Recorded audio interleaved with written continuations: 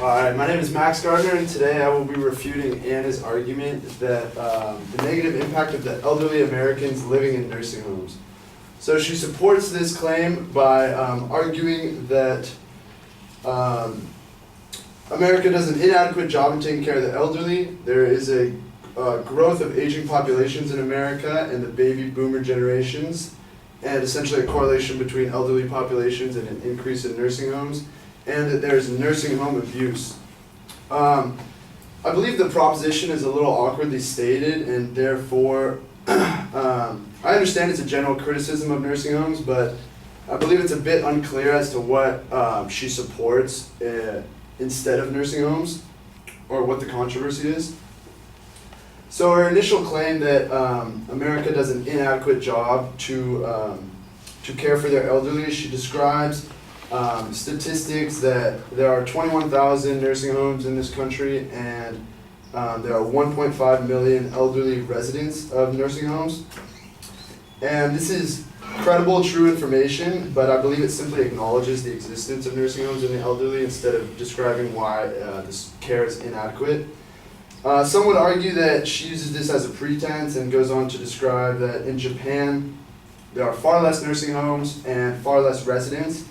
I believe this is an invalid correlation because Japan has half the population of the United States, and therefore that's why they have less numbers. And I believe that if she really wanted to make a claim that America does an inadequate job, that we would need more evidence on what the actual care is like in America instead of focusing on Japan. Consequently, her second claim is that there is a great growth of aging population on the baby boomer generations, and this means an increase in elderly populations, which means an increase in nursing homes.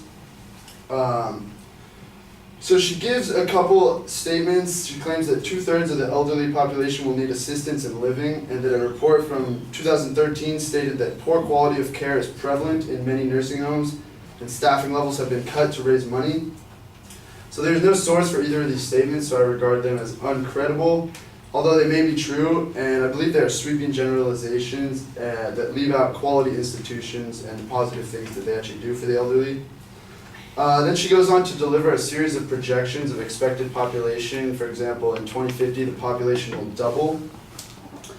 And I do not dispute these projections, but I believe that the conclusion that the listener arrives to from these projections is that the baby boomer generation will ultimately transform healthcare and change the nursing home system, which really does not correlate with her original claim that they have a negative impact. I believe the reasoning here is flawed because it undermines her claim by actually not providing support, by just projecting that the numbers will increase over time. Finally, her third claim is that there is nursing home abuse. I believe this is the most effective claim that she has to support her main claim. However, I do not dispute that abuse happens in nursing homes. It certainly does. But one of her statements claimed that 40% of nursing home residents experience abuse. And upon further investigation, I discovered that this survey was delivered to nursing homes in the southwest region of the United States. And therefore, I believe it's unfair to use this information to claim that all nursing homes are the same way and impact its residents negatively.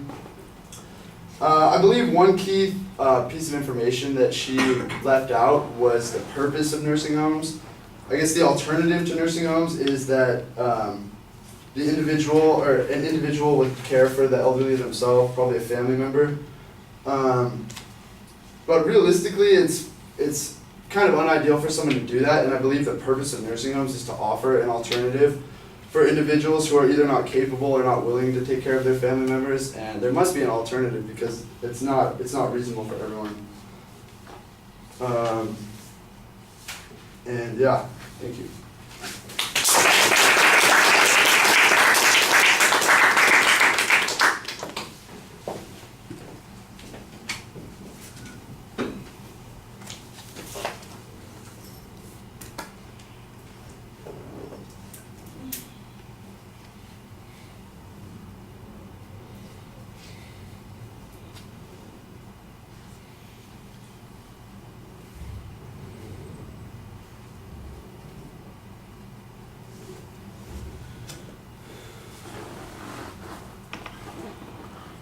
Okay, well, the claims are laid out at the beginning of the speech. That's okay. I do think that you have an acknowledgement that there's a problem with the argument because it's unclear as to what it is that is ultimately being asked by the advocate. What are we supposed to believe?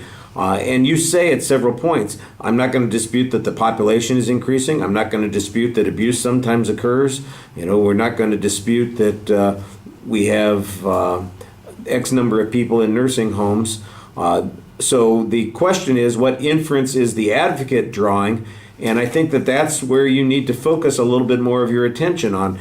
I think the argument is the advocate's not making any inference. They're simply describing things that are true and telling us, giving us a set of information about a situation that occurs, but they're not making an inference that something is better, that there's a superior alternative, that there's an effective way to prevent this, or that it's going to cause, that there's going to be some collapse or something that occurs as a result of this.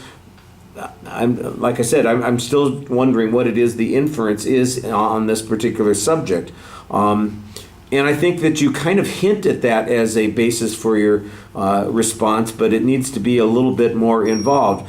You kind of pick a little bit on the comparison to Japan, and you say, well, they've got a smaller population. I'm sure that that's part of the reason why they have fewer nursing homes, but I doubt that it accounts for most of the reasons that they have fewer nursing homes.